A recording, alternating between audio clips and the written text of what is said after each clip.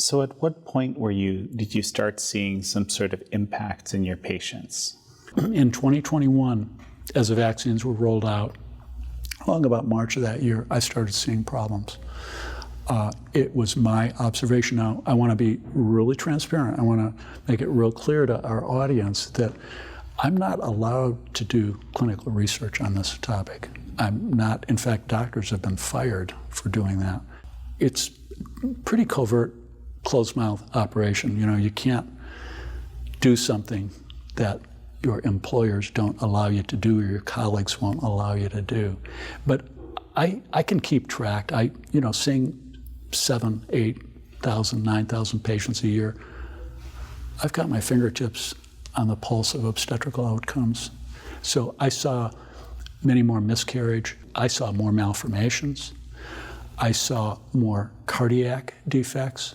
There was much more preeclampsia, preterm labor. I saw many more second trimester abnormalities, abnormal testing results, abnormal appearing placentas, and dead fetuses. I saw stillbirths, too many. And you're saying this was quite different in the year that the vaccine rollout happened versus the first year of COVID. So you could see that it wasn't just COVID that was happening. That's correct. Okay. I guess I want to ask this, you were already expecting the vaccine to have some negative outcomes. Did you ever worry that that might have kind of influenced what you were seeing somehow? It's a great question. That's a very legitimate question. I don't think that it did, because I was hoping and praying that I wouldn't see that. And of course, the VAERS data, I was keeping my fingertips on the pulse of the VAERS data. The fetal deaths were up.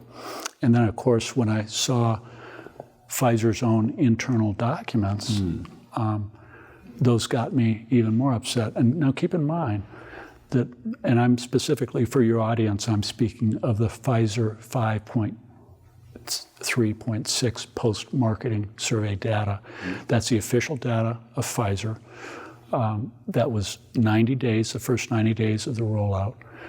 Starting, like I said, they shipped it out December 1st, 2020. They carried out this study for about 90 days, February 28th, 2021. And then nothing was said. Now, about a month later, I got a copy of internal documents. Whistleblower. I saw that data. Yeah, and it was horrible. But there's nothing that I could do about it, because what am I to do with this? I kind of said, okay, this is consistent with what I'm saying, but I can't show this to anybody. It's not, I didn't get it legally. It's not given to me formally by the company, but I studied it and I looked at it very carefully. And Jan, it wasn't until 14 months later that the federal judge, a FOIA request was made for that. Pfizer wanted to hold it up for 75 years, which, I would have been long gone to heaven, dancing with Ignaz Philipp Semmelweis or something. But I think that it was very, very disturbing, because why would they want to block something for 75 years? Doesn't every world citizen deserve to know what that was? Because by that time, there were billions of injections given all over the world. What is this? I mean, why is this not on CNN? Why is it not on Fox News? Why is it that we're just talking about this now and nobody else is talking about it? It really upset me, because when that came out on April 1st, the first thing I did was I compared it every single page. Even the copy artifacts were the same on my PDF copy. Every dot, tittle, comma, from page 0 to page 1, it was identical copy that I had, and then it was boom. And then I continued to follow that, and I would keep following avalanches of data after data after data after drop, showing actually worse outcomes than VAERS. Well, so maybe summarize for me, what you saw in that data that was the most concerning. Okay. For those of us not familiar with it. Okay, so just for our viewers, if you go to a search engine, now you can't use Google, but use DuckDuckGo. Google will block you, will never get you. And just type in Pfizer, Pfizer, 5.3.6. Hit search, and you'll come up with a website. There's many different sites that it's published on. They're all the same, but the one that's easiest that I find going to is phmpt.org, and that's Public Health and Medical Practitioners for Transparency, phmpt.org. Pull that document up, click on it, go to page 7. On page 7, there's Table 1. In Table 1, fatal outcomes, 1,223 fatal outcomes. That's less than 90 days, John.